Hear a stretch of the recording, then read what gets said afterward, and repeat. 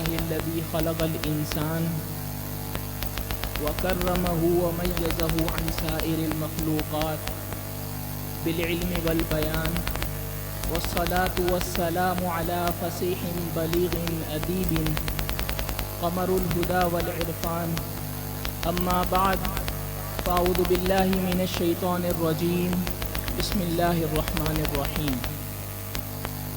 لقد من الله على المؤمنين إذ بعث فيهم رسولا من أنفسهم يتلو عليهم آياته ويزكيهم ويعلمهم الكتاب والحكمة. وقال رسول الله صلى الله عليه وسلم: لا يؤمن أحدكم حتى أكون أحب إليه من والده وولده والناس أجمعين. صدق الله العظيم وصدق رسوله النبي الكريم، ونحن على ذلك لمن الشاهدين والشاكرين والحمد لله رب العالمين. میرے نہایت محترم اساتذہ کرام، مہمانان گرامی، طلباء اعزام، حاضرین اور سامعین کو السلام علیکم ورحمۃ اللہ وبرکاتہ۔ آپ حضرات کے علم میں ہے کہ ماہ ربیع الاول چل رہا ہے، اور اس ماہ مبارک کو جناب رسول اللہ صلی اللہ علیہ وآلہ وسلم کے ساتھ ایک خاص نسبت حاصل ہے، اور وہ یہ کہ جناب رسول اللہ صلی اللہ علیہ وسلم کی ولادت باسعادت اس ماہ مبارک میں ہوئی۔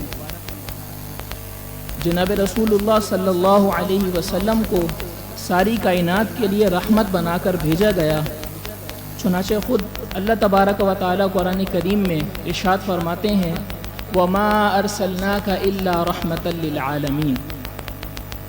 اس لیے ایک مسلمان کو جناب رسول اللہ صلی اللہ علیہ وآلہ وسلم سے محبت ہونا یہ ضروری بھی ہے اور یہ ایمان کی علامت بھی ہے۔ مومن کی شان بھی یہی ہے کہ وہ ہر معاملے میں نبی کریم صلی اللہ علیہ وسلم کی تعلیمات اور سنتوں کو دیکھتا ہے اور ان پر عمل کرتا ہے۔ لہٰذا جس ماہ مبارک کی نسبت خود رسول اللہ صلی اللہ علیہ وسلم سے ہو تو اس میں بھی خصوصیت کے ساتھ ہمیں تعلیمات نبوی کی پیروی کرنی چاہیے، اور آج کی یہ مبارک مجلس بھی اسی مناسبت سے منعقد کی گئی ہے۔ یہ محفل ہمارے لیے ایک ذریعہ سعادت اس لیے بھی ہے کہ اس میں جناب رسول اللہ صلی اللہ علیہ وسلم کا ذکر کثرت کے ساتھ ہوگا، جس کی وجہ سے ہمیں کثرت کے ساتھ جناب نبی کریم صلی اللہ علیہ وسلم پر درود شریف پڑھنے کا موقع بھی ملے گا، جو کہ براہ راست اللہ کی رحمت کو حاصل کرنے کا ذریعہ ہے۔ تعریف اس خدا کی جو نہ مانگو تو نواز دیتا ہے، تعریف اس خدا کی جو نہ مانگو تو نواز دیتا ہے، اور جب مانگو تو بے حساب دیتا ہے۔ بہرحال اب اس بزم کا آغاز کرتے ہیں، اور تلاوت کلام پاک پیش کرنے کے لیے میں دعوت دوں گا معاذ مظہر کو کہ وہ آئیں اور تلاوت کلام پاک پیش فرمائیں۔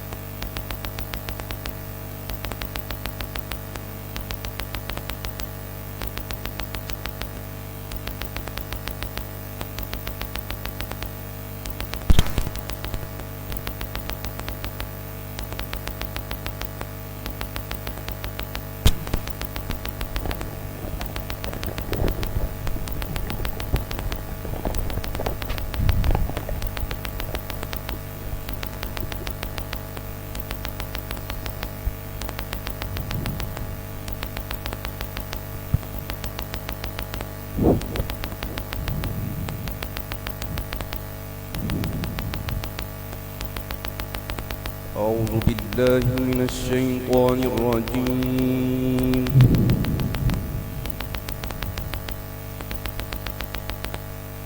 بسم الله الرحمن الرحيم.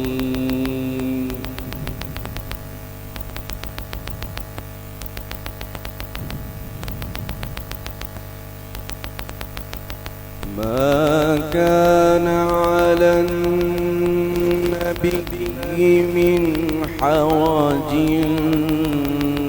فيما فرض الله له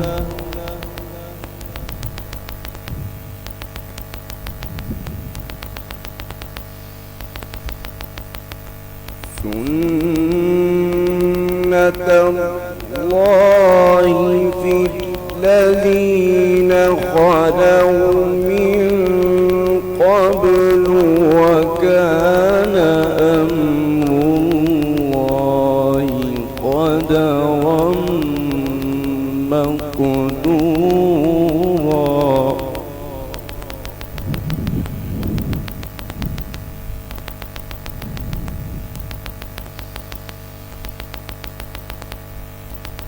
الذين يبلغون رسالات الله ويخشونه ولا يخشون أحدا إلا الله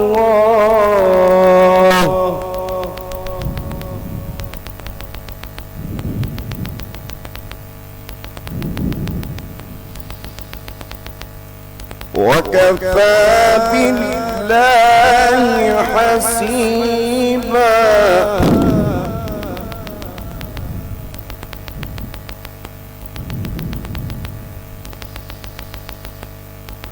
ما كان على النبي من حرج فيما فرض الله له سنة الله في الذين خلوا من قبل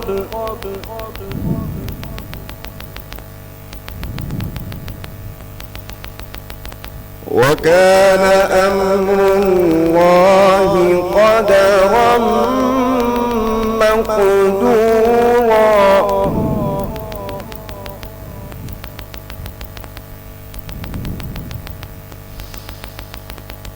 الذين يبلغون رسالات الله ويخشونه ولا يخشون أحدا إلا الله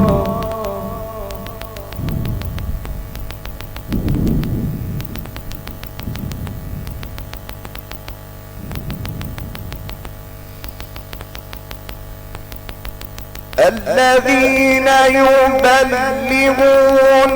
رسالات الله ويخشونه ولا يخشون أحدا إلا الله وكفى بالله حسيبا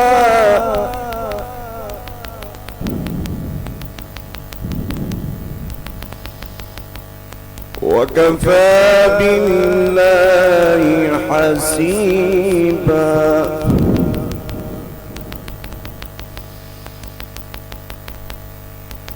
ما كان محمد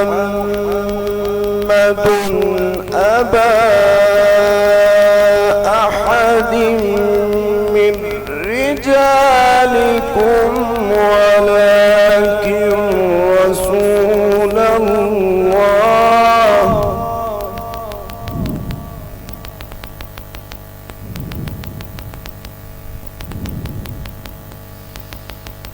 ولكن رسول الله وخاتم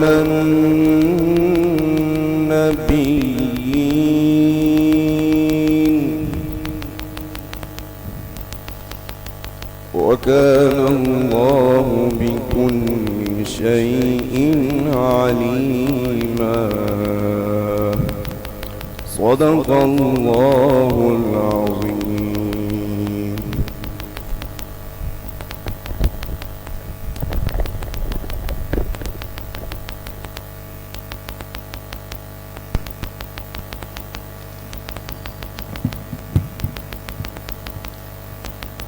صحرا میں جنگلوں میں بیاباں میں پڑھو، صحرا میں جنگلوں میں بیاباں میں پڑھو، مینار گر پڑے تو میدان میں پڑھو۔ یہ خبر تمہیں نجومی کیا بتائیں گے، یہ خبر تمہیں نجومی کیا بتائیں گے، کل ہونے والا کیا ہے قرآن میں پڑھو۔ ماشاءاللہ یہ تھے ہمارے اس جامعہ کے طالب علم معاذ بن مظہر، جو آپ حضرات کے سامنے انتہائی خوش آواز سے جو ہے وہ تلاوت کلام پیش فرما رہے تھے۔ اب میں حمد باری تعالیٰ پیش کرنے کے لیے درخواست کروں گا زید بن فاروق سے کہ وہ آئیں اور حمد باری تعالیٰ پیش فرمائیں۔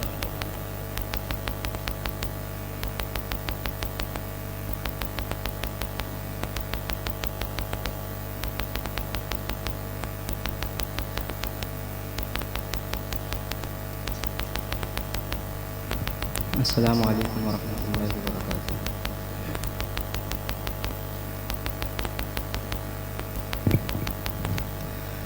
اللہ اللہ اللہ اللہ اللہ اللہ اللہ اللہ اللہ اللہ اللہ تو ہے مالک ہے خلاق کون و مکان، تو ہے مالک ہے خلاق کون و مکان، چاند سورج ستارے زمین کے کشاں، تو ہے مالک ہے خلاق کون و مکان، چاند سورج ستارے زمین کے کشاں، سب ہی تعریف کرتے ہیں تیری بیاں، سب ہی تعریف کرتے ہیں تیری بیاں، جن سو ملک جن سو ملک کو تیری جستجو، اللہ اللہ اللہ اللہ اللہ اللہ اللہ اللہ اللہ اللہ اللہ۔ بولے جبریل یہ شہید و سرا، بولے جبریل یہ شہید و سرا، آسمانوں سے آگے سفر ہے تیرا، بولے جبریل یہ شہید و سرا، آسمانوں سے آگے سفر ہے تیرا، اہل سنت کا ہے عقیدہ کھرا، اہل سنت کا ہے عقیدہ کھرا، آمین آمین رب سے کی گفتگو، اللہ اللہ اللہ اللہ اللہ اللہ اللہ اللہ اللہ اللہ اللہ۔ جو ہی نازل ہوئی آیت جاہدو، جو ہی نازل ہوئی آیت جاہدو، بدر میں پھر ہوئی جنگ ہے دو بدو، جو ہی نازل ہوئی آیت جاہدو، بدر میں پھر ہوئی جنگ ہے دو بدو، آ گئی رب کی امداد بابا، گئی رب کی امداد بابا، اور ایمان سو کرو، اللہ اللہ اللہ اللہ اللہ اللہ اللہ اللہ اللہ اللہ اللہ۔ دیکھو فرعون اللہ کا منکر ہوا، دیکھو فرعون اللہ کا منکر ہوا، مبتلا تکبر و شاطر ہوا، دیکھو فرعون اللہ کا منکر ہوا، مبتلا تکبر و شاطر ہوا، رب اعلیٰ کہے خود کو کافر ہوا، رب اعلیٰ کہے خود کو کافر ہوا، گرفت جب باٹا تو ہی تو اللہ اللہ اللہ اللہ اللہ اللہ اللہ اللہ اللہ اللہ اللہ اللہ۔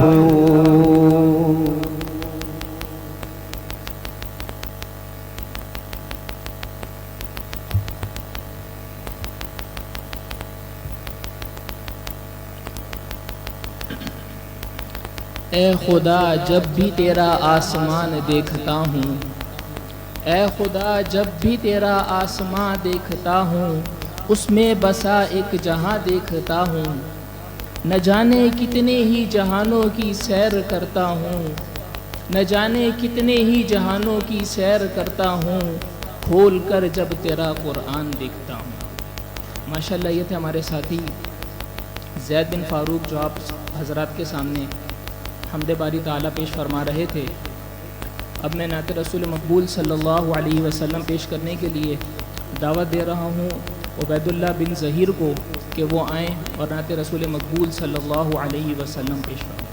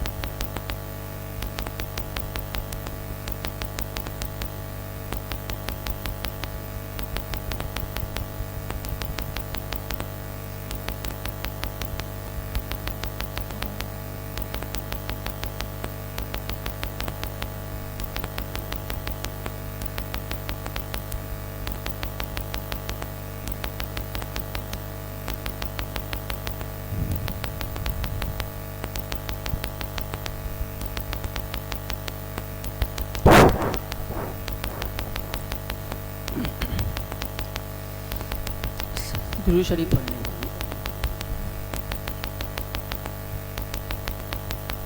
اللہ اللہ اللہ اللہ اللہ اللہ اللہ اللہ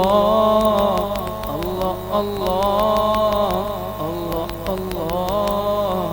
اللہ اللہ ان الأيام ريح الصبا يوما إلى أرض الحرم بلغ سلامي روضة فيها النبي المحترم اے نسیم صبا جب تم پہنچے حرم وہ زمین ایسی جیسی ہے باغ رم اے نسیم صبا جب تو پہنچے حرم وہ زمین ایسی جیسی ہے باغ رم عرض کرنا سلام محبت وہاں عرض کرنا سلام محبت وہاں جلوہ فرما جہاں ہے نبی محترم اللہ اللہ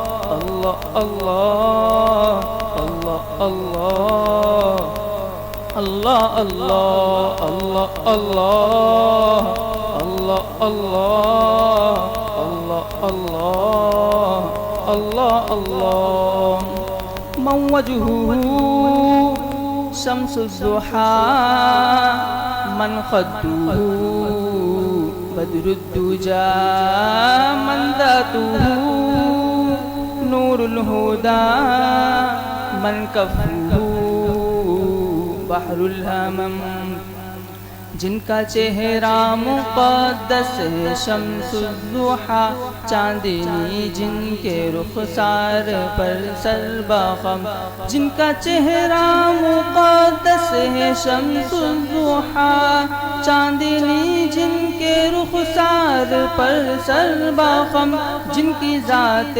مقدس ہدایت کا نور جن کے ہاتھوں سے بہتا سخاوت کا یم اللہ اللہ اللہ اللہ اللہ اللہ اللہ اللہ اللہ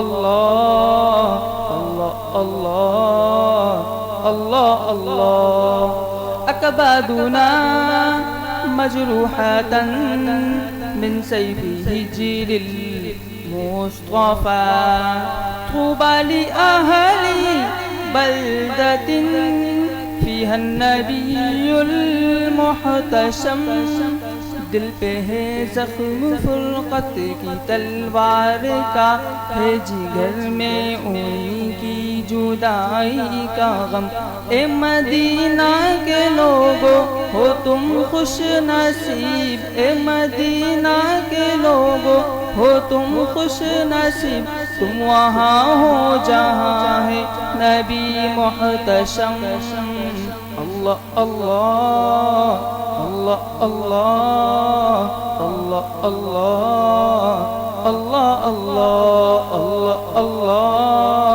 اللہ اللہ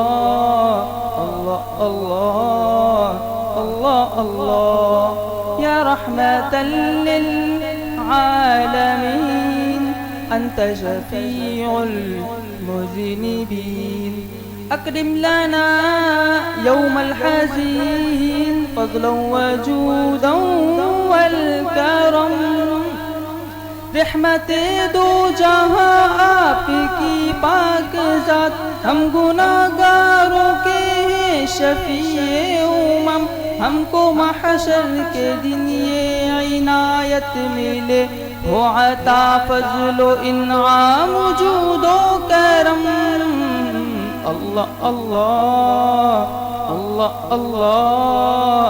اللہ اللہ اللہ اللہ اللہ اللہ اللہ اللہ اللہ اللہ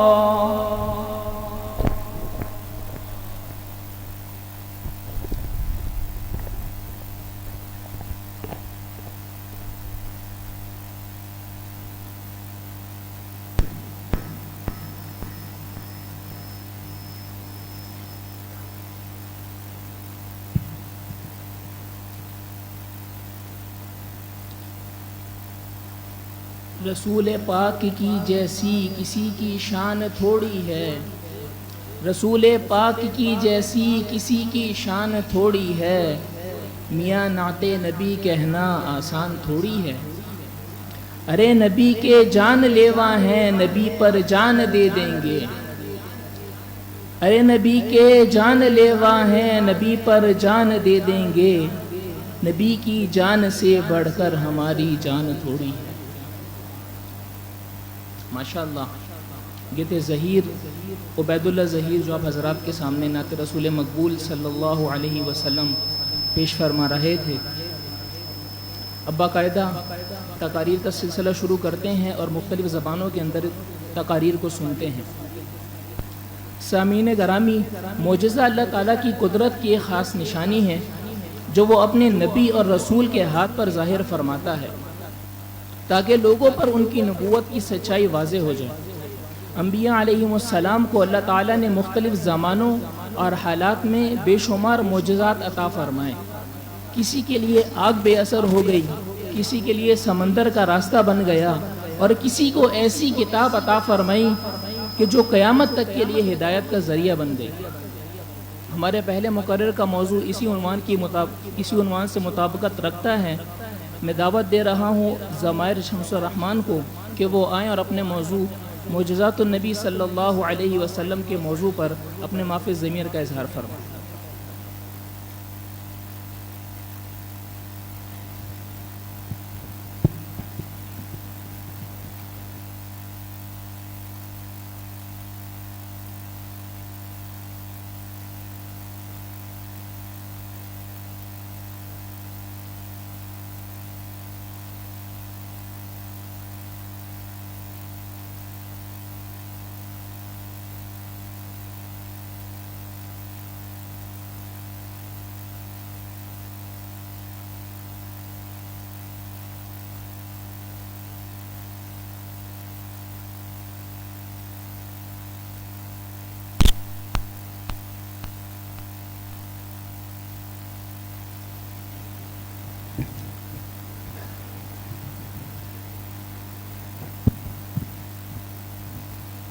الحمد لله وكفى والصلاة والسلام على سيد الرسل وخاتم الأنبياء وعلى آله وأصحابه الأتقياء. أما بعد فأعوذ بالله من الشيطان الرجيم. بسم الله الرحمن الرحيم. ولسوف يعطيك ربك فترضى. صدق الله العظيم.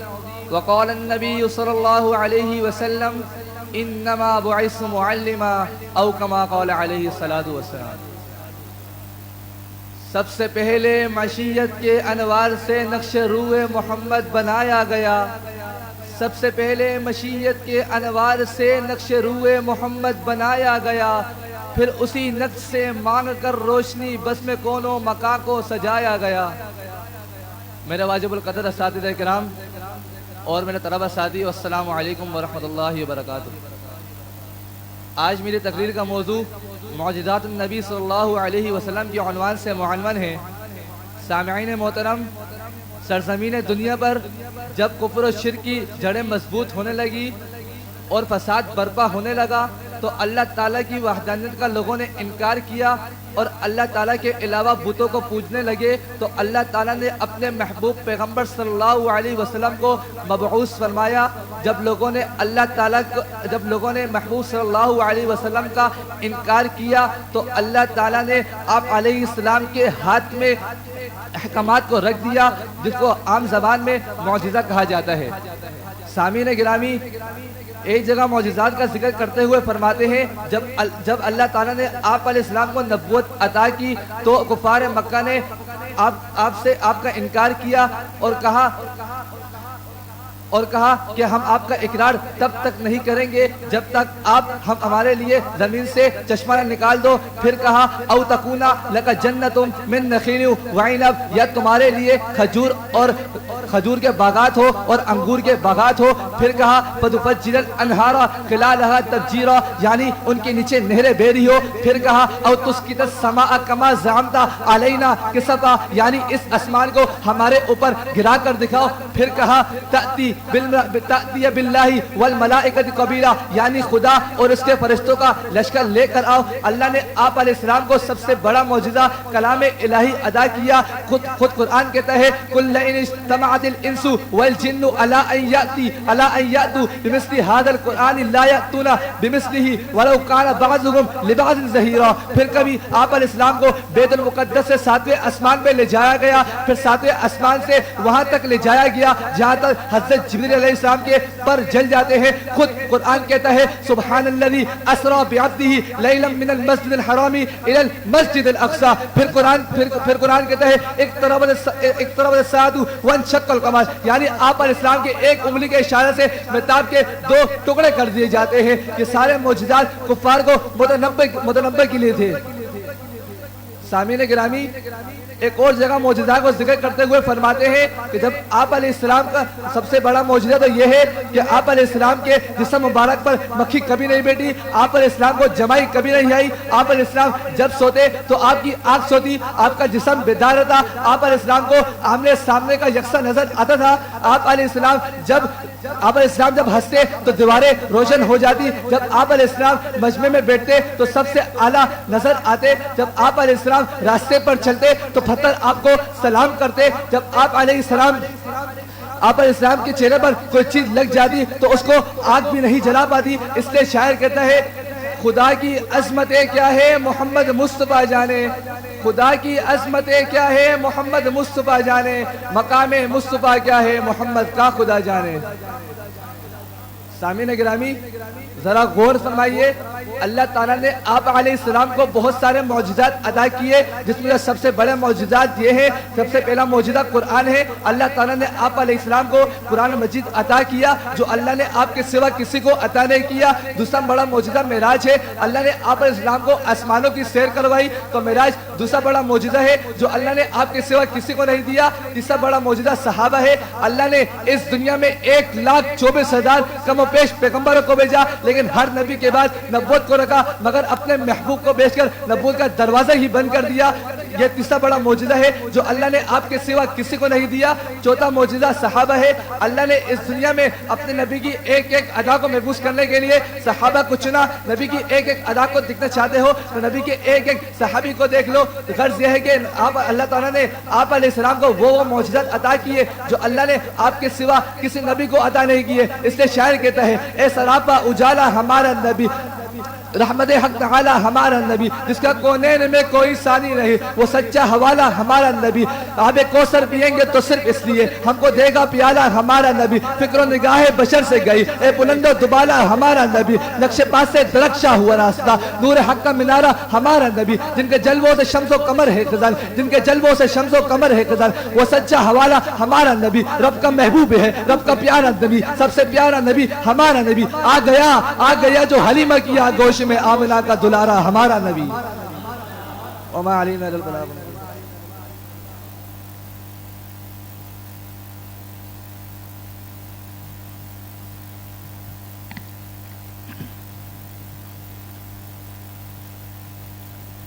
مہکتی ہیں زبانیں اور مدحت ہو ہی جاتی ہے، مہکتی ہیں زبانیں اور مدحت ہو ہی جاتی ہے، میں نام آقا لیتا ہوں عبادت ہو ہی جاتی ہے، تمہارے نام کا قرآن سے کچھ ربط ہے ایسا، تمہارے نام کا قرآن سے کچھ ربط ہے ایسا، محمد کہتا رہتا ہوں تلاوت ہو ہی جاتی ہے۔ ماشاءاللہ یہ تھے زمائد بن شمس الرحمن جو آپ حضرات کے سامنے معجزات النبی صلی اللہ علیہ وسلم کے عنوان پر اپنے معافی ضمیر کا اظہار فرما رہے تھے۔ سیرت طیبہ دراصل ہمارے پیارے نبی صلی اللہ علیہ وآلہ وسلم کی مبارک زندگی کا نام ہے۔ آپ علیہ الصلاۃ والسلام کی زندگی ہمارے لیے بہترین نمونہ ہے، اور آپ علیہ الصلاۃ والسلام کی عبادات، اخلاق، معاملات اور لوگوں کے ساتھ حسن سلوک کے ساتھ پیش آنا، یہ تمام چیزیں بندے مومن کے لیے مشعل راہ ہیں۔ سیرت کا مطالعہ ہمیں صرف ماضی کے واقعات نہیں بتلاتا، بلکہ ہمیں یہ سکھاتا ہے کہ ہمیں اپنی زندگی کو جناب نبی کریم صلی اللہ علیہ وسلم کی تعلیمات کے مطابق کیسے گزاریں۔ اس لیے ہر مسلمان کے لیے ضروری ہے کہ وہ سیرت طیبہ کا مطالعہ کرے اور اسے اپنی عملی زندگی میں اپنانے کی کوشش کرے۔ اب میں بلانا چاہوں گا ایان بن نعمان کو کہ وہ اسٹیج پر تشریف لائیں اور اپنے موضوع سیرت طیبہ پر انگریزی زبان میں تقریر پیش فرمائیں۔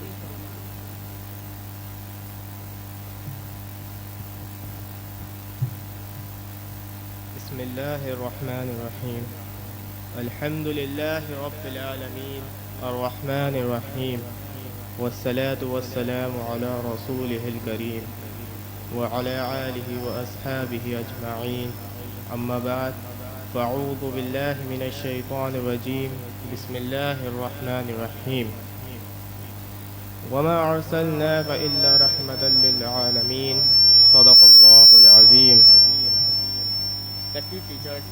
respected teachers and my dear friends. Assalamu alaikum wa rahmatullahi wa barakatuh.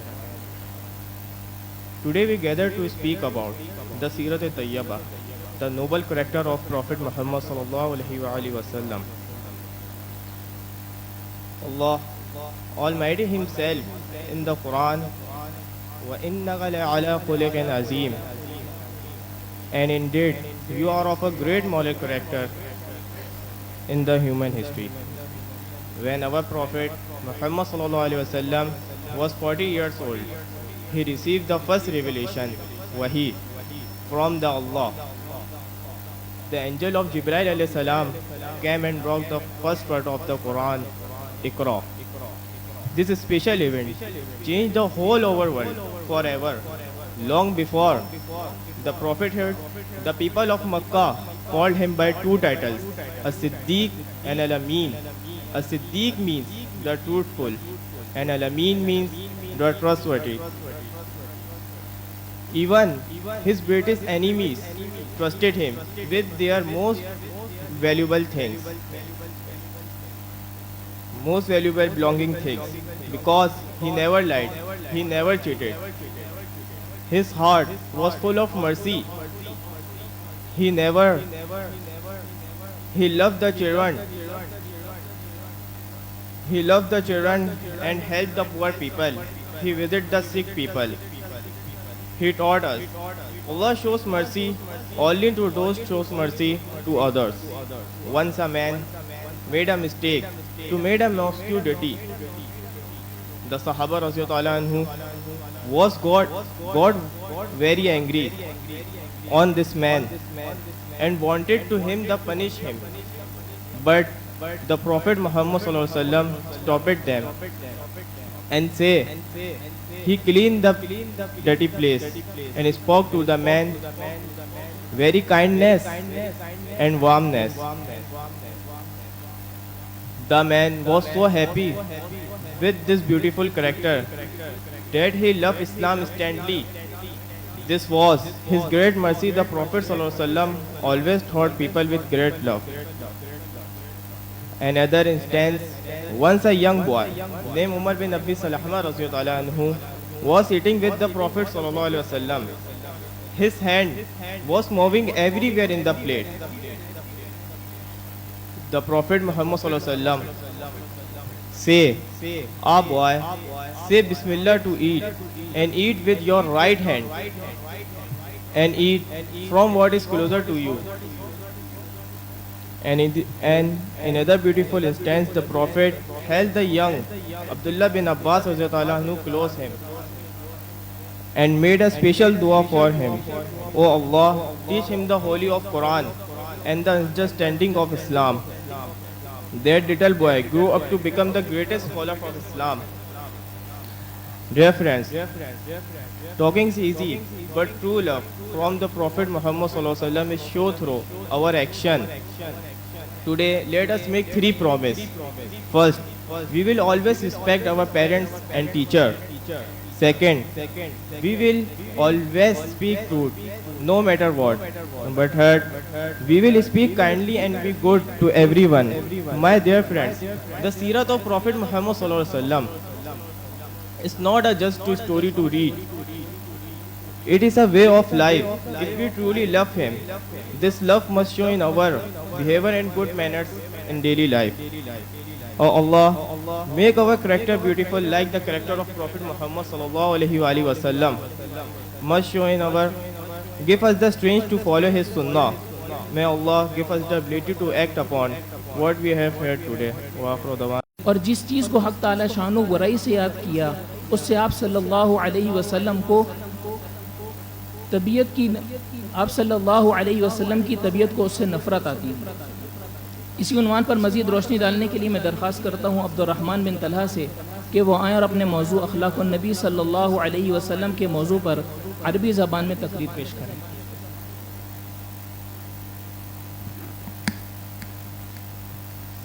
السلام علیکم ورحمۃ اللہ وبرکاتہ۔ الحمد للہ الذي ارسل رسوله بالهدى ودين الحق ليخرج الناس من الظلمات الى النور بإذن ربهم إلى صراط العزيز الحميد. وأشهد أن لا إله إلا الله وحده لا شريك له وأشهد أن محمدا عبده ورسوله صلى الله عليه وعلى آله وصحبه ومن تبعهم بإحسان إلى يوم الدين. أما بعد. أيها المعلمون الكرام وزملائي الأعزاء، اليوم أريد أن أتكلم عن أخلاق نبينا محمد صلى الله عليه وسلم.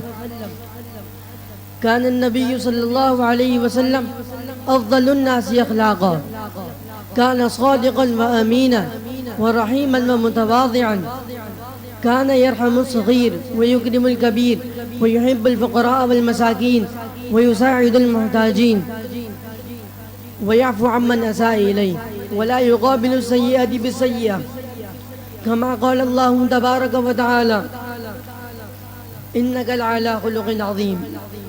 وقالت عائشة رضي الله عنها: كان خلقه القرآن. إخواني، يجب علينا أن نقتل سینے میں جس کے رہتی ہے الفت رسول کی، سینے میں جس کے رہتی ہے الفت رسول کی، کرتا ہے صدق دل سے وہ مدحت رسول کی. بدلے نظام دنیا تو بدلے فراز پر، بدلے نظام دنیا تو بدلے فراز پر، ہم کو ہے جہاں سے پیاری شریعت رسول کی. محترم سامعین، آپ حضرات کے علم میں ہے کہ دنیا میں بہت سارے انسان ہیں اور وہ انسان پر مختلف قسم کے احسانات کرتے ہیں. جیسے کوئی ہمیں تعلیم دیتا ہے اور کوئی ہماری ضرورت پوری کرتا ہے اور کوئی مشکل وقت میں ہمارا ساتھ دیتا ہے. لیکن اگر ہم غور کریں تو سب سے بڑا احسان وہ حضور علیہ الصلاۃ والسلام کا ہم پر ہے، اس لیے کہ حضور علیہ الصلاۃ والسلام نے اپنی امت کے لیے بے شمار تکالیف اور لوگوں کی مخالفت برداشت کی، مگر اپنی امت کی خیر خواہی سے کبھی پیچھے نہیں ہٹے. یہی وجہ ہے کہ آپ علیہ الصلاۃ والسلام کو محسن اعظم کہنا غلط نہیں ہوگا. اسی موضوع کی مناسبت سے میں دعوت دیتا ہوں کہ ارشد بن گل پرویز کو کہ وہ آئیں اور اپنے موضوع محسن اعظم پر تقریر پیش کریں.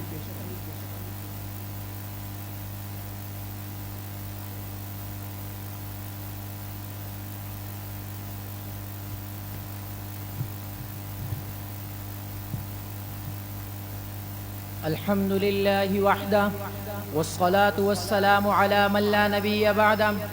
أما بعد فأعوذ بالله من الشيطان الرجيم. بسم الله الرحمن الرحيم. فلعلك باقع نفسك على آثارهم إن لم يؤمنوا بهذا الحديث أسفا. صدق الله العظيم. وقال النبي صلى الله عليه وسلم: لقد أخفت في الله وما يخاف أحد ولقد أوذيت في سبيل الله ما يؤذى أحد، أو كما قال صلی اللہ علیہ وسلم. قرطاس کے ماتھے پہ ایک لفظ لکھا میں نے، اس لفظ کی خوشبو سے قرطاس معطر ہے، اس لفظ کی خوشبو سے عالم بھی منور ہے. وہ لفظ مکمل ہے، وہ لفظ محمد ہے. میرے واجب الاحترام اساتذہ اکرام اور طلبہ ساتھیوں، السلام علیکم ورحمۃ اللہ وبرکاتہ. آج میں آپ لوگوں کے سامنے اس جلیل القدر رفیع الشان ہستی کے تذکرے کی سعادت حاصل کر رہا ہوں، جو اگر ایک طرف تاریخ انسانی کا سب سے بڑا غمخوار اور عظیم محسن ہے، تو دوسری طرف تاریخ ظلم و جور کا سب سے ستم رسیدہ اور سب سے زیادہ مظلوم و مکروب بھی ہے. آج میں اس محسن اعظم صلی اللہ علیہ وسلم کی داستان دلخراش سناؤں گا. سامعین محترم، آپ کو اچھی طرح معلوم ہے کہ 6 صدی عیسوی میں عالم انسانیت سسک رہی تھی، گلشن ارض ماتم گدا بنا ہوا تھا، ہر طرف ظلم و جبر و تشدد کی تند و تیز ہوائیں چل رہی تھی، کمزوروں پر ظلم و ستم کے پہاڑ توڑے جا رہے تھے، معصوم بچیوں کو زندہ درگور کیا جا رہا تھا، مظلوم عورتوں کو جانوروں سے بھی بدتر سمجھا جا رہا تھا، اور انسانیت تباہی و بربادی کے آخری نشان تک پہنچ چکی تھی کہ اچانک رحمت خداوندی جوش میں آئی اور عرب کے تپتے ہوئے صحرا میں اس نبی امی کا ظہور ہوا جو سارے جہانوں کا درد اپنے دل میں سمیٹے ہوئے تھا، جو انسانیت کا غمخوار، مظلوموں کا مددگار، یتیموں کا ولی اور غلاموں کا مولا تھا، اس ذات مقدس صلی اللہ علیہ وسلم نے اس ظلم و ستم کے خلاف علمی بغاوت بلند کیا، بگڑتے ہوئے معاشرے کی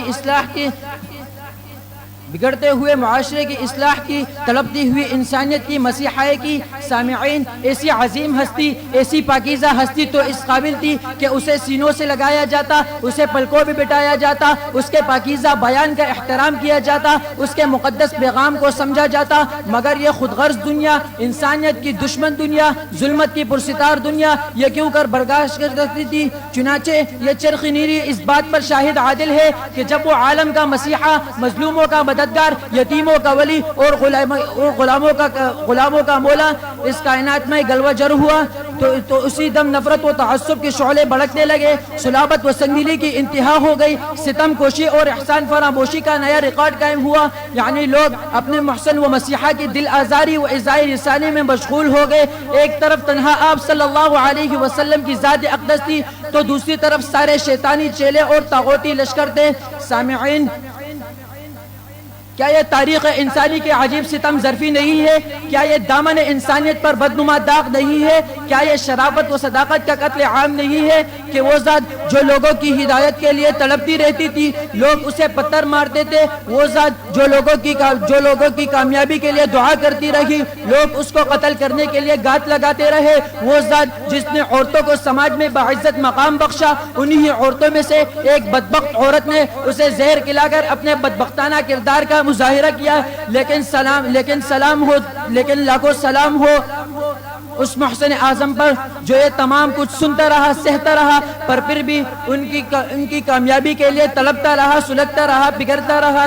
سامعین کرام، آج میں ان نکتہ چینوں اور احسان فراموشوں سے پوچھنا چاہتا ہوں کہ تڑپتی ہوئی انسانیت کی غمخواری کس نے کی؟ نفرت کی آندھیوں میں شمع الفت کس نے جلائی؟ معصوم کلیوں کو مسکرانے کا حق کس نے عطا کیا؟ مظلوم عورتوں کو باعزت مقام کس نے دیا؟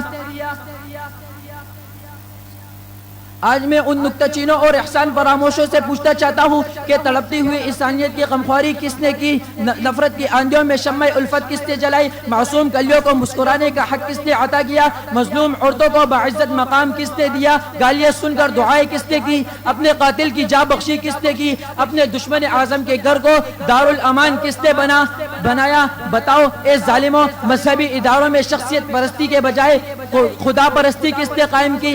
سائنس میں فطرت پرستی کے بجائے تسخیر فطرت کا سبق کس نے دیا؟ سیاست میں شہنشاہیت کے بجائے عوامی حکومت کا راستہ کس نے بتایا؟ بتاؤ دنیا والوں کے پاس اس کا کوئی جواب نہیں ہے۔ سنو، غور سے سنو، یہ تاریخ شہادت گواہی دیتی ہے کہ یہ تمام چیزیں انسانیت کو پیغمبر صلی اللہ علیہ وسلم سے ملی۔ آپ صلی اللہ علیہ وسلم کے سوا کوئی نہیں ہے جس کی طرف حقیقی طور پر ان کارناموں کو منسوب کیا جا سکے، تو میں کیوں نہ کہوں ارباب نظر کو کوئی ایسا نہ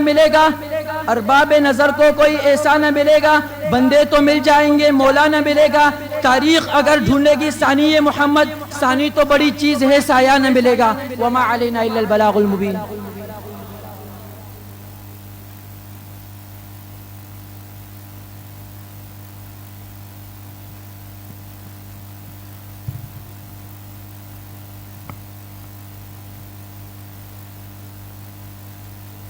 محبوب بڑے آئے دلدار بڑے دیکھے، محبوب بڑے آئے دلدار بڑے دیکھے، جو دیکھے سب ان کے قدموں میں پڑے دیکھے۔ محبوب کی مدحت میں ہے تاب سخن کس کو، محبوب کی مدحت میں ہے تاب سخن کس کو، سب اہل سخن میں نے حیرت میں گھڑے دیکھے۔ محترم سامعین، ایک ایمان والے کو جناب کریم صلی اللہ علیہ وسلم سے محبت یہ صرف ایمان کا جز نہیں بلکہ یہ عین ایمان ہے، کیونکہ خود اللہ تعالیٰ ارشاد فرماتے ہیں کہ وَمَن يُطِعِ الرَّسُولَ فَقَدْ أَطَاعَ اللَّهَ، کہ جس نے رسول اللہ صلی اللہ علیہ وسلم کی اتباع کی اس نے اللہ کی اتباع کی۔ یہی وجہ ہے کہ ایمان والے کی رسول اللہ صلی اللہ علیہ وسلم سے محبت تمام واسطوں کے بغیر ہے۔ کسی حرص یا لالچ کی بنا پر نہیں۔ ایک ایمان والا حضور علیہ الصلاۃ والسلام سے صرف اس لیے محبت نہیں کرتا کہ اس کے نتیجے میں اسے جنت مل جائے گی۔ ایک شاعر نے عشق رسول صلی اللہ علیہ وسلم میں ڈوب کر کیا خوب کہا، وہ جو مل جائیں تو بے شک مجھے جنت نہ ملے، وہ جو مل جائیں تو بے شک مجھے جنت نہ ملے، عشق و اجر کے لالچ سے بچا رکھا ہے۔ وہ جو مل جائیں تو بے شک مجھے جنت نہ ملے، وہ جو مل جائیں تو بے شک مجھے جنت نہ ملے، عشق و اجر کے لالچ سے بچا رکھا ہے۔ وہ جو آئیں خواب میں نظر تو آنکھیں نہ کھلیں، وہ جو آئیں خواب میں نظر تو آنکھیں نہ کھلیں، ہم نے مدت سے یہ منصوبہ بنا رکھا ہے۔ لگ رہا ہے آپ لوگ ناراض ہیں، ایک دفعہ درود شریف پڑھ لیں صلی اللہ علیہ وآلہ وسلم، زور سے، آواز سے، ماشاءاللہ، اللہ پاک جزائے خیر عطا فرمائے۔ شاید یہی وجہ ہے کہ جنت کی بشارت ملنے کے بعد بھی صحابہ کرام رضوان اللہ تعالی علیہم اجمعین ایک فکر میں تھے، اور وہ یہ فکر یہ تھی کہ ان کو جنت تو مل جائے گی، لیکن ان کو حضور علیہ الصلاۃ والسلام کا قرب ملے گا بھی یا نہیں۔ تو حضور علیہ الصلاۃ والسلام نے ان سے فرمایا کہ تمہیں اگر میری تلاش ہو تو مجھے اپنی امت کے غریبوں میں تلاش کرنا، میں تمہیں وہاں ملوں گا۔ اب میں اپنے اگلے مقرر کو دعوت دیتا ہوں، شنان عبد الغنی کو، کہ وہ آئیں اور انگریزی زبان میں دا سیرت آف پروفٹ صلی اللہ علیہ وسلم کے موضوع پر تقریر پیش فرمائیں۔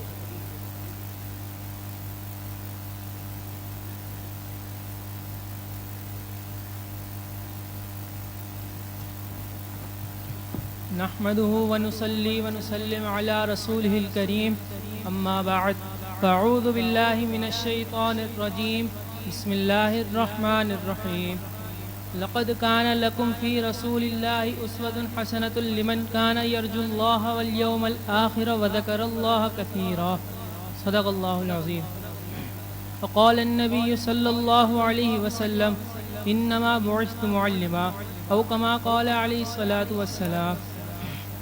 Respected teachers and my dear fellow students, Assalamu alaikum wa rahmatullahi wa barakatuh. Today I am going to talk about the seerah of Prophet Muhammad sallallahu alaihi wasallam. The seerah is merely not a history of a great man. It is the practical example of how Muslims should live life. He was born in 570 Common Era in Makkah in the noble tribe known as Quraysh. He was widely known as As-Sadiq and Al-Amin due to his extreme truthfulness and trustworthiness. At the age of 40, he received the first revelation from Allah through Jibreel Amin alayhi salam in the cave of Hira. It is the beginning of his prophethood and a journey to invite people to worship Allah. The early Muslims faced many difficulties and problems while acting upon the Islam in Makkah, but the Prophet sallallahu alaihi wasallam remained patient and continued his mission. Later, he migrated from Makkah to Medina. This journey is called Hijrah, and it is one of the most important events in the Islamic history. In Medina, Prophet sallallahu alaihi wasallam taught people to be fair, kind, helpful, and caring. One of his qualities is to be merciful. He even forgave his enemies when he conquered the Makkah. He was a great leader, father, husband, friend, and a teacher. He taught people to speak truth and be humble when you are having a good time, and be patient in every aspect of life. Allah tells us in the Quran, the Prophet sallallahu alaihi wasallam is the best example for us to follow. His teaching teach us to be a good human as well as better Muslim. May Allah give us the strength to follow his sunnah and seerah. Wa akhiru da'wana alhamdulillahi rabbil alamin.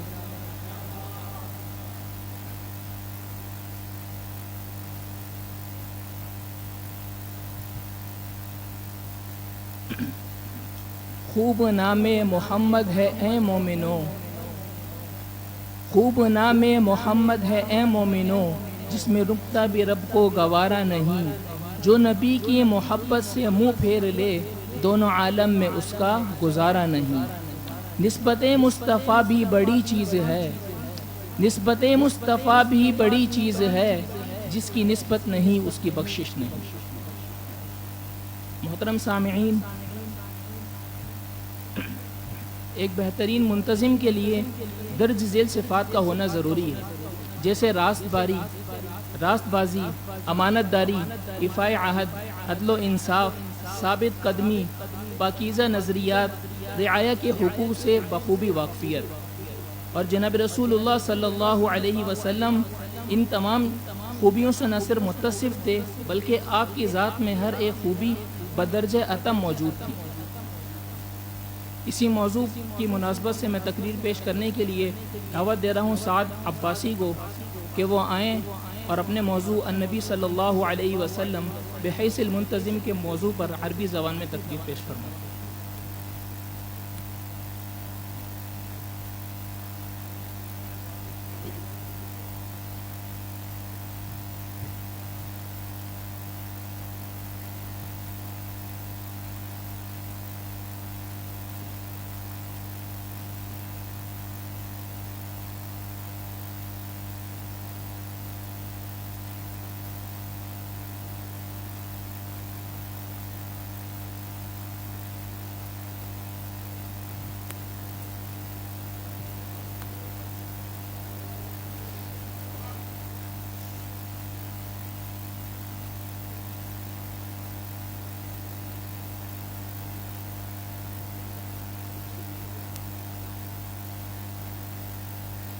الحمد لله الذي هدانا لهذا وما كنا لنهتدي لولا أن هدانا الله.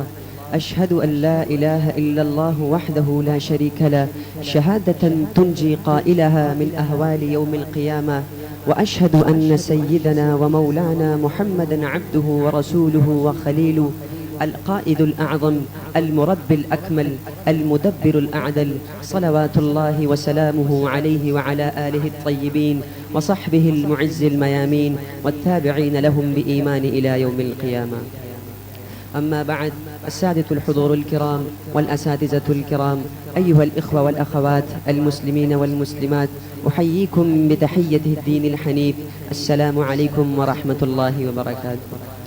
نقف اليوم لنتأمل في أعظم جانب من جوانب السيرة النبوية المطهرة، وهو النبي محمد صلى الله عليه وآله وسلم بصفته أعظم مدبر ومنظم، وهو جانب تشتد إليه حاجة مجتمعنا اليوم في زمن تتزايد فيه الحاجة إلى القيادة الراشدة والإدارة الناجحة. إن الإدارة الناجحة ليست بكثرة الأوامر ولا باستعمال القوة، وإنما هي أمانة ومسؤولية تقوم على العدل والحكمة والتخطيط والشورى ومعرفة قدرات الناس ووضع الشخص المناسب في المكان المناسب.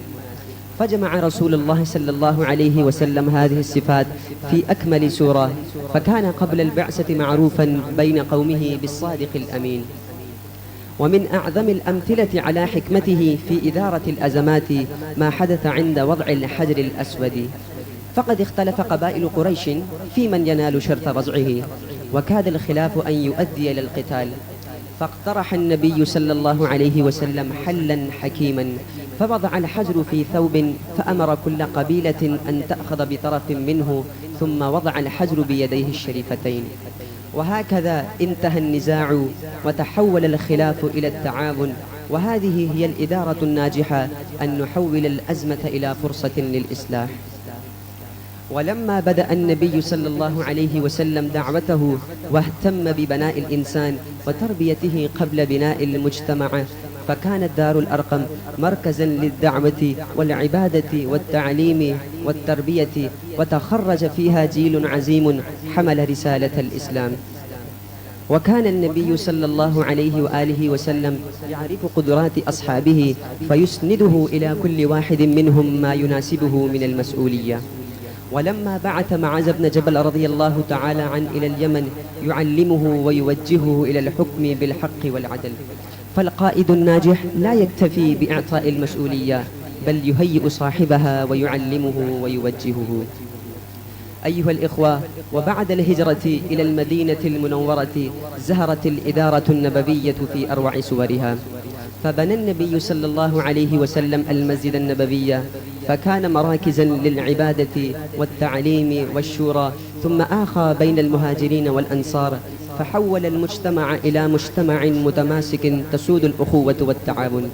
كما نظم العلاقات بين سكان المدينة من خلال وثيقة المدينة،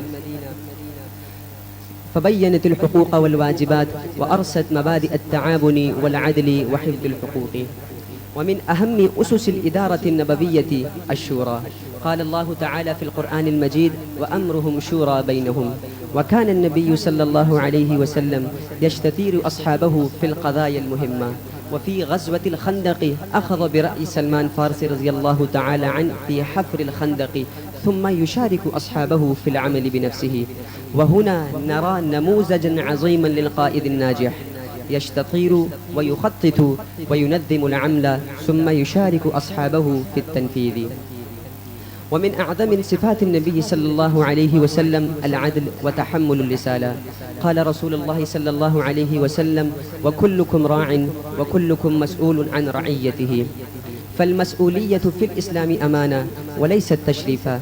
وكان النبي صلى الله عليه وسلم يحرص على حقوق الإنسان ويأمر بالعدل والإحسان وينهى عن الظلم والغش والخيانة. وفي صلح الحديبية ظهرت حكمته السياسة وبعد نزره، فقد اختار السلام عندما كان فيه مصلحة أعظم. وفي فتح مكة مع قدرته على الانتقام فقد اختار العفو والرحمة. وهكذا جمع رسول الله صلى الله عليه وسلم بين القيادة وبين القوة والرحمة، وبين الهزم واللين والتخطيط والتوكل، وبين القيادة والخدمة. أيها الأصدقاء، إننا اليوم بحاجة ماسة إلى أن نتعلم من الإدارة النبوية. فالطالب يحتاج إلى تنظيم وقته، والمعلم يحتاج إلى حسن إدارة طلابه، والوالد يحتاج إلى إدارة بيته بالحكمة والعدل، والمسؤولية يحتاج إلى أداء أمانة بإخلاص ونزاهة. فإذا أردنا إرادة ناجحة في بيوتنا ومدارسنا فلنجعلنا من سيرة النبي صلى الله عليه وآله وسلم منهجا لحياتنا. كما قال الشاعر أبو تمام رحمه الله: أخوك عيسى دعا ميتا فقام له، أخوك عيسى دعا ميتا فقام له، وأنت أحييت أجلاما من الرمم. ونسأل الله تعالى أن يوفقنا لاقتداء بنبينا محمد صلى الله عليه وآله وسلم، وأن نجعلنا أمناء في مسؤولياتنا وعادلين في أحكامنا ومخلصين لعبادنا. وآخر دعوانا أن الحمد لله رب العالمين.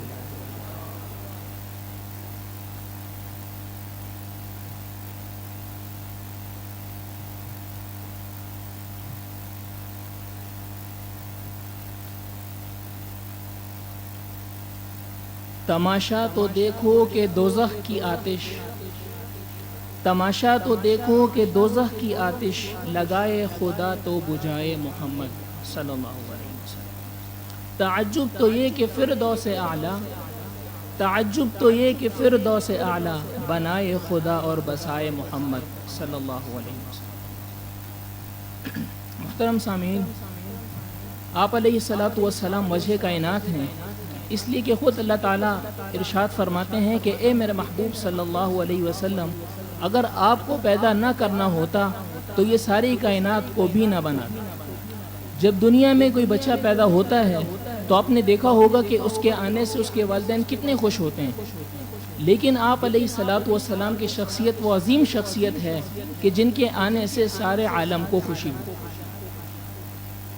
इसी उन्वान पर रोशनी डालने के लिए मैं अपने आखिरी मुकर्रिर अब्दुल्ला बिन रबनवाज को दावत दे रहा हूँ कि वो आएँ और अपने मौजू मकसद आमद मुस्तफ़ा सल्लल्लाहु अलैहि वसल्लम पर अपने जज्बात का इजहार करें।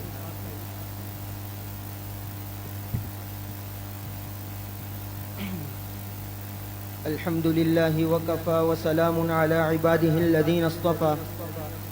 अम्मा बअदु फ़अऊज़ु बिल्लाहि मिनश शैतानिर रजीम। बिस्मिल्लाहिर रहमानिर रहीम। قال الله تبارك وتعالى في القرآن المجيد والفرقان الحميد هو الذي أرسل رسوله بالهدى ودين الحق ليظهره على الدين كله وكفى بالله شهيدا.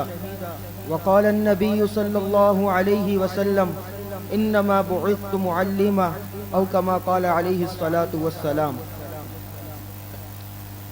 صاحب ہم کے احمد کی طرف دیکھیں گے، صاحب ہم کے احمد کی طرف دیکھیں گے، مسند سید امجد کی طرف دیکھیں گے، نامہ کس منہ سے دیکھیں گے بروز محشر، ہم تو بس پیارے محمد کی طرف دیکھیں گے.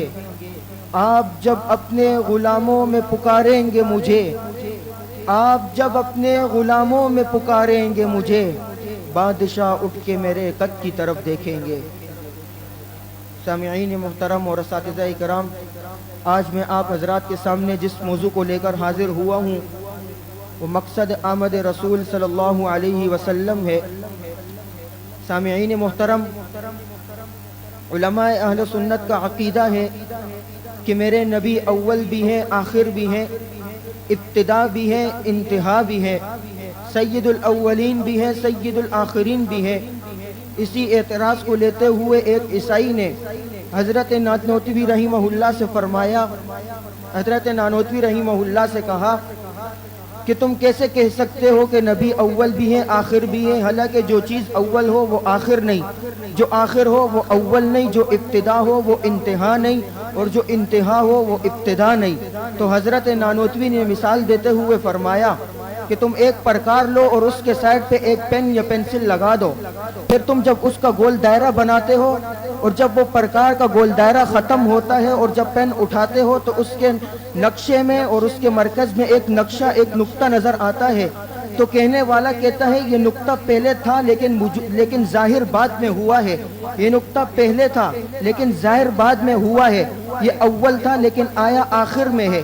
اسی طرح میرے نبی اول بھی ہیں آخر بھی ہیں، میرے نبی ابتدا بھی ہے انتہا بھی ہے، بلکہ میرے نبی کا وجود پہلے بھی تھا، کیونکہ پیغمبر علیہ السلام خود فرماتے ہیں کنت نبیا وآدم بین الماء والطین. حضرت آمنہ کے بطن اطہر سے ظاہر بعد میں ہوئے ہیں. علماء اہل سنت کا عقیدہ ہے کہ اگر نبی نہ ہوتے تو یہ دنیا بھی نہ ہوتی، اگر نبی پیدا نہ ہوتے تو یہ کائنات بھی نہ ہوتی. اسی کو حضرت نانوتوی تڑپ کے کہتے ہیں سب سے پہلے مشیت کے انوار سے نقش روح محمد بنایا گیا، پھر اسی نقش سے مانگ کر روشنی بزم کونوں مکان کو سجایا گیا. سامعین محترم، میرے نبی مسیحا انسانیت بھی ہیں. میرے نبی کے آنے سے پہلے انسان اتنی جہالت میں ڈوب چکا تھا کہ جب بچی پیدا ہوتی ان کو زندہ درگور کر دیا جاتا تھا. میرے نبی کے آنے سے پہلے انسان اتنی جہالت میں ڈوب چکا تھا کہ 40 سال تک معمولی بات پہ لڑائی شروع ہو جایا کرتی تھی. اگر کسی کی چڑیا ایک باغ سے دوسرے باغ میں آ جایا کرتی تھی وہ معمولی بات پہ لڑائی شروع کر دیا کرتے تھے. لیکن جس دن میرے نبی اس دنیا میں تشریف لائے ہیں، میرے نبی کے قدم مکہ اور مدینہ میں رکھے گئے ہیں، خدا کی قسم اللہ نے مکہ اور مدینہ کے گرد و غبار میں بھی وہ شفا رکھ دی ہے. کہ کیا وجہ ہے کہ اتنی گری قوم کو آسمانوں پہ اٹھا لیا کہ میرے نبی مسیحا بن کے آئے ہیں. وہ قوم جو ایک دوسرے کے جان کے پیاسے تھے آج ایک دوسرے کے لیے جان دے رہے ہیں. کیا وجہ ہے کہ وہ قوم جو جہنم کے گڑھوں تک پہنچ چکی تھی لیکن نبی علیہ السلام نے انہیں جنت کا وارث بنا دیا. میرے نبی نے اس گری پڑی قوم کو آسمان کی بلندیوں پہ اٹھایا. تبھی تو کہنے والے نے کہا کس نے ذروں کو ملایا اور صحرا کر دیا، کس نے قطروں کو ملایا اور دریا کر دیا، کس کی حکمت نے کیا یتیموں کو در یتیم اور غلاموں کو زمانے بھر کا مولا کر دیا. خود نہ تھے جو راہ پہ اوروں کے ہادی بن گئے، کیا نظر تھی جس نے مردوں کو مسیحا کر دیا. سامعین محترم، میرے نبی کے آنے کا مقصد کیا ہے؟ اللہ رب العزت قرآن میں فرماتے ہیں هو الذی ارسل رسولہ بالہدی ودین الحق لیظہرہ علی الدین کلی، لیظہرہ علی الدین کلی. یہ میرے پیغمبر کے آنے کا مقصد ہے کہ اے نبی آپ کا دین تمام دنیا میں غالب رہے گا. آپ کی شریعت تمام دنیا میں غالب رہے گی، آپ کی کتاب تمام کتابوں پہ غالب رہے گی، آپ کا سکہ پوری دنیا میں چلے گا۔ آپ دیکھیں کہ میرے پیغمبر پیدا ہوئے، آنے کے ساتھ سجدہ کیا، مقصد بتا دیا، سجدہ صرف ایک اللہ کی ذات کو کرنا ہے۔ وہ عراق میں جو 1000 سال سے آگ لگی تھی وہ بھی بجھ گئی۔ پتا چلا کہ دنیا میں جتنے مذاہب ہیں وہ سب ٹوٹ گریں گے۔ 360 بت مکہ میں رکھے تھے وہ بھی گر گئے۔ پتا چلا کہ سجدہ صرف ایک رب کی ذات کو کرنا ہے، وحدہ لا شریک، وہ ایک رب کی ذات ہے۔ یہ جتنے واقعات رونما ہوئے یہ اسی آیت کی طرف ہے، لیظہرہ علی الدین کلی۔ اے نبی آپ کا دین تمام دنیا میں غالب رہے گا۔ آؤ میرے پیغمبر کی آمد کو سمجھو، میرے پیغمبر کی آمد مقصد آمد کو سمجھو، میرے نبی کی ولادت کو کھیل تماشا نہ بناؤ۔ میرے پیغمبر نے خود فرمایا کہ پیر کے دن روزہ رکھو، کیوں؟ کیونکہ میں پیدا ہوا ہوں۔ یہ عمل بتایا اور مقصد آمد کو سمجھنے والے، اس پہ عمل کرنے والے صحابہ اکرام ہیں کہ انہوں نے کس طرح پیغمبر کی آمد پہ عمل کیا، مقصد پہ عمل کیا، جو عمل بتایا اسی پہ کیا۔ تبھی تو آسمان نے موتی بھی برسائے، زمین نے سونا بھی اگلا۔ کیوں؟ کیونکہ میرے پیغمبر سے وفا کی ہے۔ اور پیغمبر سے وفا کا نتیجہ کیا ملا؟ جس کو اقبال اپنے شاعر میں خود کہتے ہیں کہ محمد سے وفا تو نے تو ہم تیرے ہیں، یہ جہاں چیز ہے کیا لوح و قلم تیرے ہیں۔ وآخر دعوانا الحمدللہ رب۔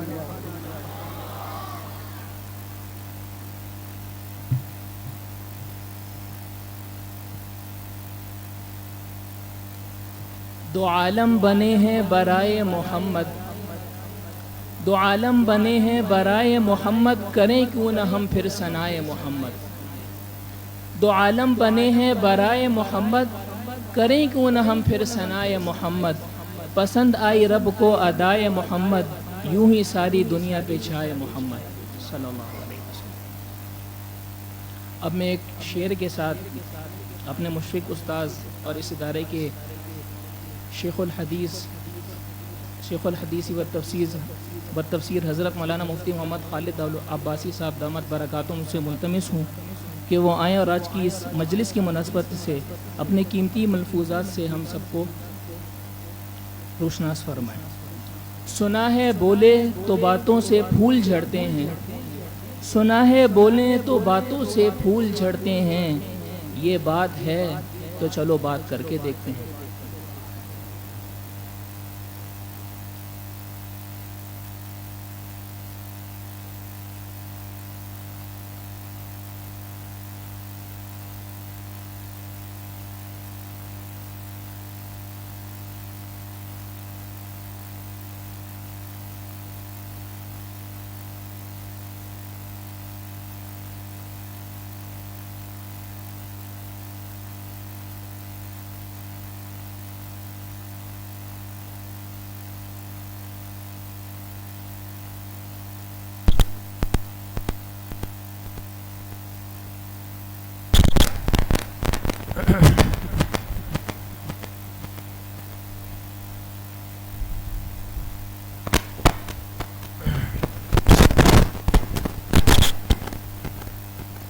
بسم اللہ الرحمن الرحیم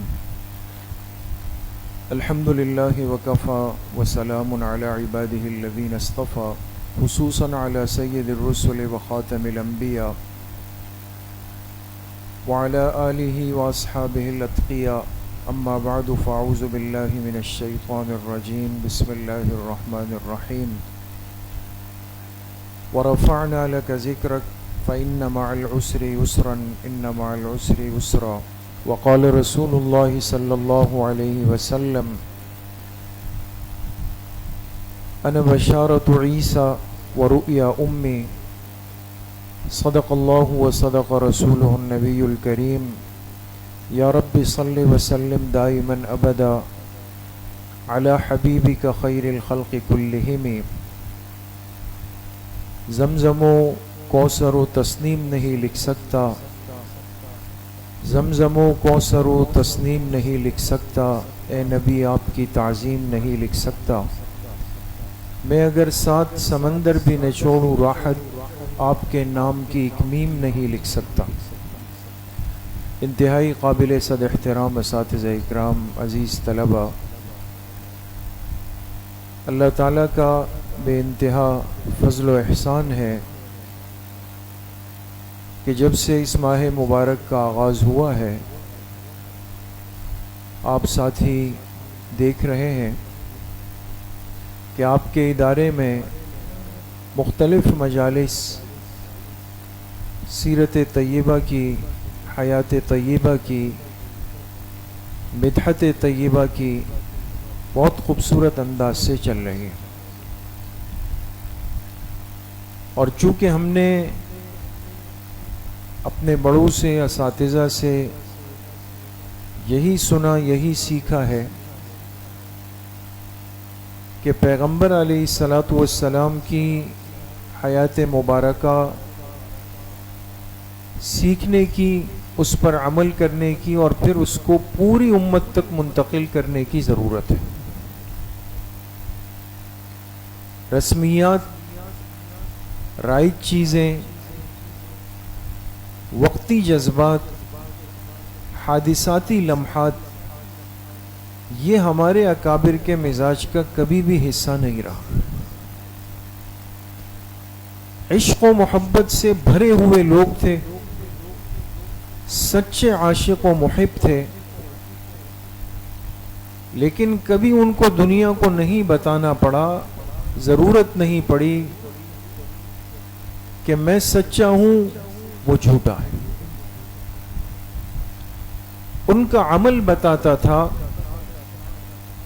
ان کے بولنے کا انداز بتاتا تھا، ان کے چلنے کا انداز بتاتا تھا، ان کے سونے کا انداز بتاتا تھا، ان کے مسکرانے اور بولنے کا انداز بتاتا تھا کہ واقعی اکابر علماء دیوبند سچے اور پکے عاشق رسول ہیں.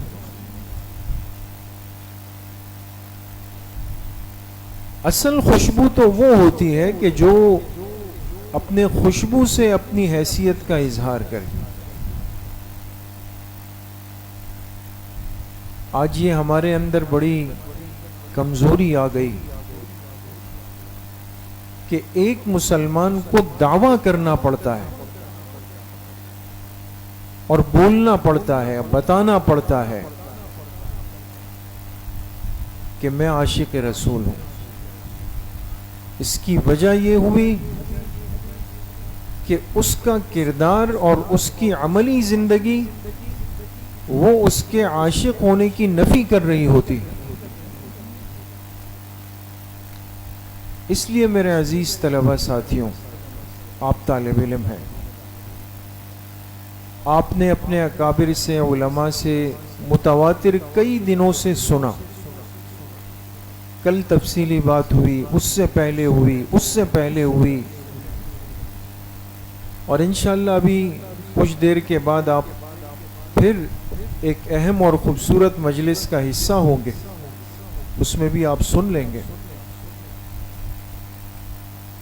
کہ ہمیں حضور علیہ الصلاۃ والسلام کی مبارک زندگی کے لیے عملی نمونہ بن کر پیش ہونا ہے. دوسری بات میرے دوستوں بزرگوں یہ ہے، آپ کی سیرت کو پڑھنے کی اور آپ کی حیات مبارکہ کو سیکھنے کے لیے ہمارے پاس تمام مآخذ اور دلائل موجود ہیں. دورہ حدیث کے طلبہ احادیث کا ورد روزانہ کرتے ہیں، پڑھتے ہیں. شمائل ترمذی آپ پڑھیں گے، صحابہ اکرام رضوان اللہ علیہ مجمعین کی ہزاروں روایات آپ کے سامنے آ رہی ہیں کہ پاک پیغمبر علیہ الصلاۃ والسلام کی دن کی زندگی کیسی تھی، آپ کی رات کی زندگی کیسی تھی. سب چیزیں آپ کے پاس ہیں، دلائل کے ساتھ ہیں، مراجع کے ساتھ ہیں. یہ ہمیں صرف پڑھنا نہیں ہے، بلکہ ہم نے اس کو اپنی عملی زندگی کے اندر لے کر آنا ہے. چند دن قبل آپ کے ادارے میں کوئز پروگرام ہوا تھا. اس میں سوالات و جوابات کی نشست ہوئی. کتنے سوالات ہوئے تھے؟ 50 سوالات. 40 بچوں سے ہوئے، 5 عام حضرات سے ہوئے، 5 درس نظامی کے طلبہ سے ہوئے۔ مجھے ایک چیز پر بڑی حیرانگی ہوئی جب سوالات ہم نے تیار کیے تو کچھ سوالات ایسے ضرور رکھتے ہیں کہ جو ذرا پیچیدہ سے ہوں، جس میں کچھ وقت کے لیے انسان ذرا گھوم جائے، ہے نا؟ ورنہ عمومی سوالات تو آسان ہوتے ہیں، کچھ سوالات ضرور ایسے ہوتے ہیں۔ اگر آپ کو یاد ہو اور توجہ اس مجلس میں رہی ہو تو ایک سوال پوچھا گیا یہاں سے کہ وہ کون سے صحابی تھے کہ جو سب سے زیادہ رفتار میں تیز دوڑتے تھے، یہ ایک سوال ہوا تھا۔ آپ میں سے کسی کو اس کا جواب پتا ہے؟ طلبہ میں سے آپ کو 2 ہو گئے، 3 ہو گئے، آپ تو استاذ ہیں۔ اچھا، اس وقت کی مجموعی صورتحال یہ ہے کہ 3 ساتھیوں نے ہاتھ اٹھائے، ذہن میں نہیں ہوگا، خیر ہم تعویل کر لیں گے۔ تو یہ سوال لکھتے ہوئے مجھے 95% یقین تھا کہ بچے نہیں بتا سکیں گے۔ ظاہر سی بات ہے کہ وہ ایسے صحابی ہیں کہ جو معروف تو ہے نہیں، لیکن حیرانگی ہوئی کہ جب سوال پوچھنے والے نے سوال پوچھا تو ایک چھوٹے بچے نے، یہ بھی نہیں کہ کوئی بڑا، کوئی سنجیدہ ذمہ دار بڑا ہو، ایک چھوٹا معصوم بچہ کھڑا ہوا اور اس نے بتایا کہ اس صحابی کا نام حضرت سلمہ ابن اکوع ہے۔ سلمہ ابن اکوع رضی اللہ تعالی عنہ اس امت کے سب سے تیز دوڑنے والے، اور روایات میں لکھا ہے کہ اتنا تیز دوڑتے تھے کہ گھوڑ سوار کے ساتھ شرک لگاتے، جو گھوڑے پر بیٹھا ہوتا کہ آپ دوڑیں اور میں دوڑتا ہوں آپ کے ساتھ۔ دوڑتے دوڑتے اس گھوڑ سوار سے آگے نکل جاتے، پھر اس کا انتظار کرتے، پھر وہ پہنچتا، پھر اس سے آگے نکل جاتے۔ اللہ نے ایسی رفتار دی تھی۔ سلمہ ابن اکوع رضی اللہ عنہ ایک غیر معروف صحابی ہے اور ایک مشکل سا نام ہے، اور عام طور پہ ہماری مجالس میں تذکرے بھی نہیں ہیں، لیکن ایک چھوٹے بچے نے اس سوال کا جواب کیسے دیا دوستو؟ تربیت ہے، سیکھنا ہے۔ جو تربیت آپ کریں گے امت سیکھ لے گی دوستو، اور جس تربیت میں آپ سستی کریں گے وہ بات امت تک منتقل نہیں ہو سکے گی۔ اس لیے میرے عزیز طلبہ، لمبی چوڑی بات نہیں ہے، ساری باتیں طلبہ سے اپنے بیانات، خوبصورت بیانات سن لیں۔ میں اتنی درخواست اپنے تمام طلبہ سے، اولیٰ سے لے کر تخصص تک کے طلبہ سے کر رہا ہوں کہ حضور علیہ الصلاۃ والسلام کی مبارک طریقوں کو، سنتوں کو، اداؤں کو، دن رات کے معمولات کو دلائل کے ساتھ سیکھیں۔ آپ کے پاس دلیل موجود ہو اس بات کی، کل کوئی کھڑا ہو کہ آپ کو یہ نہ کہہ سکے کہ بھئی یہ آپ نے کیسے کہا، یہ تو سنت نہیں ہے۔ اس کو دلائل کے ساتھ سیکھیں، حوالے کے ساتھ سیکھیں، پھر امت تک اس کو منتقل کریں گے انشاءاللہ۔ یہ آپ کی ذمہ داری ہے دوستو۔ تیسری بات یہ ہے کہ تھوڑا سا وقت نکالے دوستو، تھوڑا سا وقت نکالے۔ سیرت کی کوئی سی ایسی کتاب جو آپ کو آسان لگے، آپ کے دل پہ لگ جائے، سیرت کی کسی بھی ایک کتاب کا بالاستیعاب، یعنی مکمل شروع سے لے کر آخر تک سبقاً مطالعہ کریں۔ ایسے پیج پلٹنے نہیں ہیں یہ جو ہم کرتے ہیں اس طرح، یہ نہیں، گھنٹوں ضائع کرتے ہیں، موبائل میں بیٹھ کے ضائع کرتے ہیں، ہوٹلوں میں بیٹھ کے ضائع کرتے ہیں، دوستوں کے ساتھ بیٹھ کے ضائع کرتے ہیں، دائیں بائیں کی آوارہ گردی کر کے ضائع کرتے ہیں۔ وقت ہاتھ سے نکل جاتا ہے، کل کو پھر اس پر پچھتائیں گے کل آپ نے صبح سنا حضرت تشریف لائے تھے حضرت مولانا طلحہ صاحب، انہوں نے ایک بڑی خوبصورت بات فرمائی کہ طالب علمی میں جس چیز کی آپ نے عادت بنا لی وہ آپ کے معمولات کا حصہ بن گئی، اس کے بعد کیا فرمایا، بہت کم ایسا سنا گیا کہ کسی نے طالب علمی گزارنے کے بعد ایک عمل کو اپنا معمول بنایا۔ ہم کیا کہتے ہیں، دورہ حدیث ہو جائے نا تو پھر تہجد پڑھیں گے، دورہ حدیث کر لیں پھر میں ساری مسنون دعائیں کیا کروں گا، یاد کر لوں گا، پھر میں ساری باتوں پہ عمل کروں گا۔ تو میں اکثر طلبہ سے مذاق میں کہتا ہوں کہ دورہ حدیث کے بعد مسنون دعائیں تو ایک طرف ہو گئی، ایک راشن کی پرچی اس جیب میں ہوگی، بچوں کے پیمپر کی پرچی اس جیب میں ہوگی، پھر تو آپ نے دکان کی لائن میں لگنا ہے، الگ کام کرنے ہیں آپ نے۔ پھر ابھی وقت ہے، طالب علمی ہے، سیکھنے کے مرحلے میں آپ لوگ ہیں، سیکھ لیں اور اچھے طریقے سے سیکھ لیں اور ان تمام مبارک سنتوں کو اپنی زندگی کا حصہ بنا لیں۔ کون کون بنائے گا انشاءاللہ؟ سب بنائیں گے انشاءاللہ۔ اور آج تحریرات کے سلسلے میں ہم نے مجلس رکھی ہے، انشاءاللہ وہ کچھ دیر کے بعد وہ مجلس بھی آپ کے سامنے آئے گی۔ اچھی خاصی طلبہ کی تعداد نے مضامین بھیجے اور بہت اچھا لگا، اگرچہ ہم نے باقاعدہ ذہن تھا بھی نہیں، لیکن وہ اشتہار پڑھ کے شعبہ حفظ و ناظرہ کے کئی بچوں نے مضامین جمع کرائے، انہوں نے بھی جمع کرائے، تو مضامین اچھے خاصے تعداد میں آئے، اس میں سے انتخاب کا ایک مرحلہ ہوا۔ آج انشاءاللہ اساتذہ یہیں بیٹھ کر اس میں سے 3 کا مزید انتخاب کریں گے۔ اپنے قلم کو، اپنے الفاظ کو، اپنے اعمال کو، اپنے جسم کے ایک ایک عضو کو حضور علیہ الصلاۃ والسلام کی محبت سے آراستہ کرنے کی نیت کریں۔ دوست کرتے ہیں انشاءاللہ۔ قوت عشق سے ہر پست کو بالا کر دے،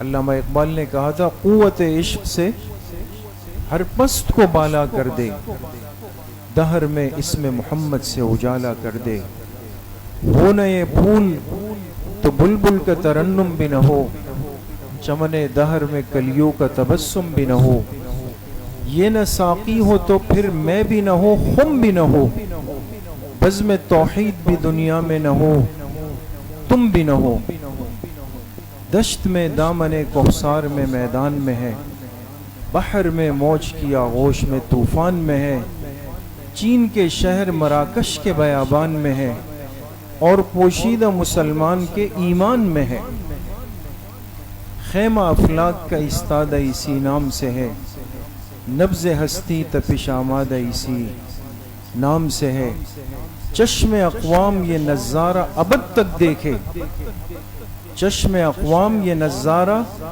ابد تک دیکھے، رفعت شان و رفعنا لک ذکرک دیکھے، کی محمد سے وفا تو نے تو ہم تیرے ہیں، یہ جہاں چیز ہے کیا لوح و قلم تیرے ہیں، وما علینا الا البلاغ المبین۔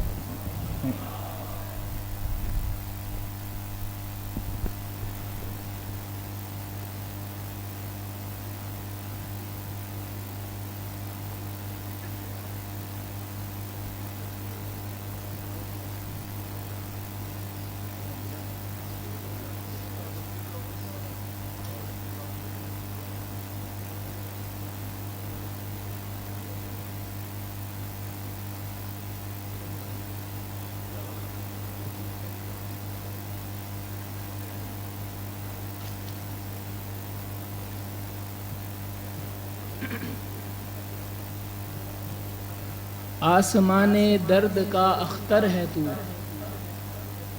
آسمان درد کا اختر ہے تو، ایک جمال خاص کا مظہر ہے تو۔ جزاکم اللہ خیراً کہتے ہمارے ادارے کے محتمم اور شیخ الحدیث و تفسیر حضرت مولانا مفتی محمد خالد العباسی صاحب دامت برکاتہم العالیہ۔ اب میں بارگاہ رسالت میں نعت رسول مقبول صلی اللہ علیہ وسلم پیش کرنے کے لیے دعوت دیتا ہوں زید فاروق کو کہ وہ آئیں اور نعت رسول مقبول صلی اللہ علیہ وسلم پیش کریں۔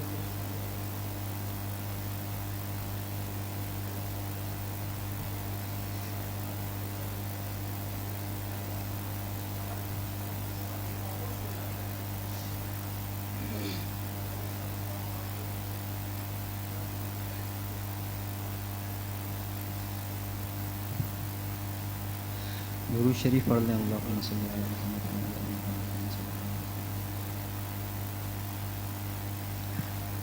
جب ظلم کے بادل چھانے لگے گلشن میں گل کملانے لگے، جب ظلم کے بادل چھانے لگے گلشن میں گل کملانے لگے، انسان جب اپنی بچی کو ہے جیتے جی دفنانے لگے، ہر سمت جفا و ظلم کا جب، ہر سمت جفا و ظلم کا جب ہے گرم ہوا بازار، محمد آ گئے، محمد آ گئے، محمد آ گئے، محمد آ گئے۔ یہ جبر کی شعلے اب ابرے اخلاص سے سب بجھ جائیں گے، یہ جبر کی شعلے اب ابرے اخلاص سے سب بجھ جائیں گے، سب کلیاں لوری گائیں گی، گلشن کے گل مسکائیں گے، ہر سمت اجالے بکھریں گے، سب ظلم و ستم مٹ جائیں گے، جب عام نبی کی گودی میں سرکار مدینہ آئیں گے، ہر سمت اجالے بکھریں گے، سب ظلم و ستم مٹ جائیں گے، جب عام نبی کی گودی میں سرکار مدینہ آئیں گے، سب جھوم جھوم کے مستی میں، سب جھوم جھوم کے مستی میں یہ بولے گا سنسار، محمد آ گئے، محمد آ گئے، محمد آ گئے، محمد آ گئے۔ آدم کی لغزش کو رب نے جن کے صدقے میں بخش دیا، مچھلی کے پیٹ سے یونس کو جن کے صدقے آزاد کیا، عیسیٰ نے جن کی امت میں آنے کا لوگو عزم کیا، اور ابراہیم نے خواہش کی تو رب نے اسے یہ مجدہ دیا، وہ دیکھو عبداللہ کے گھر، وہ دیکھو عبداللہ کے گھر، سب نبیوں کے سردار، محمد آ گئے، محمد آ گئے، محمد آ گئے، محمد آ گئے۔ بت خانے سارے کانپ اٹھے، کعبے کے صنم تھرانے لگے، اب کفر کی ظلمت ختم ہوئی، دنیا سے اندھیرے جانے لگے، توحید کی کرنیں پھوٹ پڑی، ایمان کے اجالے چھانے لگے، جب عام نبی کے آنگن میں سرکار دو عالم آنے لگے، ہر راہ پر لوگوں بول اٹھے، ہر راہ پر لوگوں بول اٹھے، یہ کسرا کی دیوار، محمد آ گئے محمد آ گئے محمد آ گئے محمد آ گئے اب کوئی بھی اپنی بیٹی کو کیوں جیتے جی دفنائے گا بیٹے کی گردن پر کوئی تلوار نہ باپ چلائے گا ہر شخص کا دل بدلے گا اب ہر فرد ہدایت پائے گا دربار لگے گا آقا کا انصاف یقیناً پائے گا سچائی اور انصاف کا سچائی اور انصاف کا لگنے والا ہے دربار محمد آ گئے محمد آ گئے محمد آ گئے محمد آ گئے کوئی کمزور نہیں ہوگا ہر ایک جری و قوی ہوگا کوئی کمزور نہیں ہوگا ہر ایک جری و قوی ہوگا آ کر اسلام کے دامن میں مومن ہوگا یا ولی ہوگا وہ آ کے ولایت بانٹیں گے سب نبیوں کے سردار ہیں جو وہ آ کے ولایت بانٹیں گے سب نبیوں کے سردار ہیں جو کوئی صدیق عمر ہوگا کوئی عثمان و علی ہوگا اب بدلے گی ساری دنیا اب بدلے گی ساری دنیا اب بدلے گا سنسار محمد آ گئے محمد آ گئے محمد آ گئے محمد آ گئے اب دھوم دو عالم میں ہوگی ہر سمت امانت داری کی ہو جائے گی خاموش زباں عیاری اور مکاری کی اب کفر اب گونج دعا ہوگی ہر سو فرما برداری کی ماں باپ کے بچے ہوں گے اب بچے فرما بردار محمد آ گئے محمد آ گئے محمد آ گئے محمد آ گئے